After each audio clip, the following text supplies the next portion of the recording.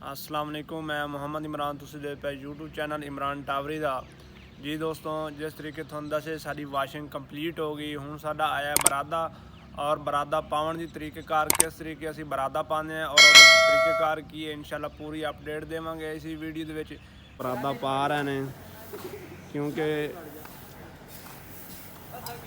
बरादा पा रहे हैं पलियां जिस तरीके पावना वा, फिर पलियां चावन का तरीकेकार है।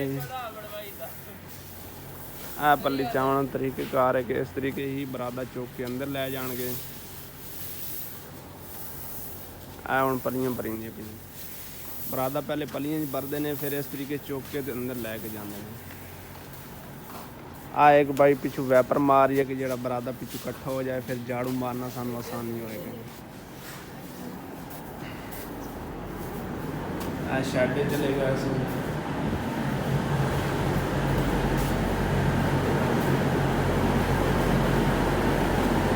इस तरीके पहले डेरियां ला लेनियां होंदियां, फिर उस तो बाद जो पिछू खिलारना वा।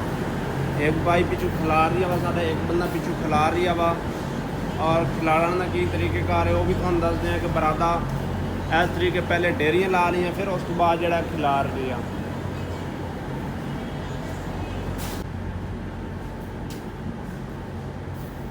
चेक करें, पहले डेरियां ला लियां, फिर उस तो बाद जो खिलार रही है।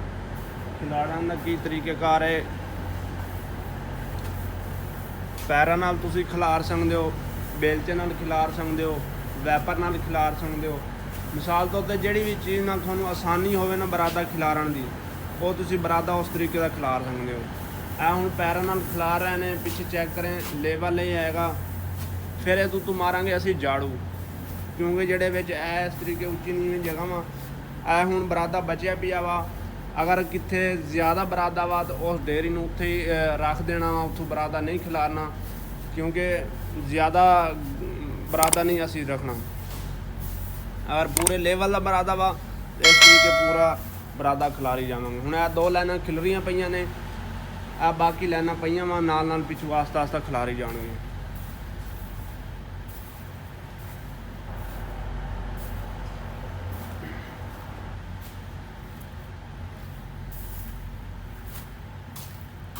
तरीकेकार बरादा पावन का और खिलारन का।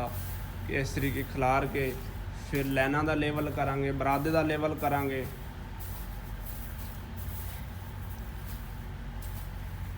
हुण इस टाइम चेक सारियां लाइनां जिधर मुकम्मल हो गया वा।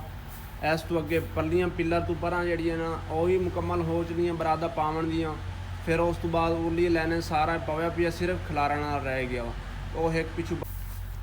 हुण इस तरीके बरादा खिलार के मुकम्मल करके उस तो बाद इंशाल्लाह असीं चूज़े की तैयारी करांगे।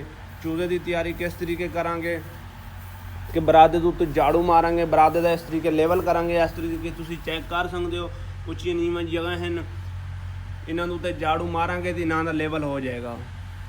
फिर उस तो बाद जितना साडा चूज़ा आना है उस हिसाब की असीं जगह उन्होंने देवांगे। जगह दे के फिर इंशाल्लाह असीं पूरी तैयारी करांगे। बरादा पावन का तरीकेकार इस तरीके डेरियां चुक के लैके आएंगे बाहरों पली चू।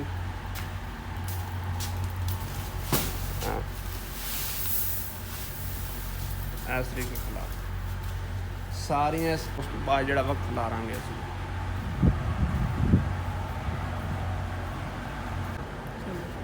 जी दोस्तों, जिस तरीके तुहानूं दस्सिया साडा बरादा आया, बरादा पावन का तरीकेकार की इस टाइम चेक कर सकते हो। सारे शहर दे विच असीं बरादा पा लिया वा। बरादा पहले ट्राले च आया, उन्होंने ट्राले तो थले लहा लिया, लहा के फिर इस तरीके पलियां दे विच पाया, पा के फिर अंदर शैडे पावन का तरीकेकार ही तुहानूं दसदा।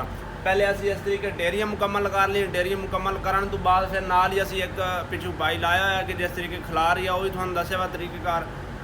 जिस तरीके असीं बरादा पाने हैं और वह पावन का तरीकेकार भी तुहानूं दस्सिया वा, खिलारन का तरीकेकार दस्सिया। उम्मीद है कि साडी वीडियो अच्छी लगी है। साडी वीडियो अच्छी लगी है सारे चैनल को सब्सक्राइब करें और बेल आई बटन को ज़रूर दबा दें ताकि इदां दी वीडियो आप तक पहुँच रही हो।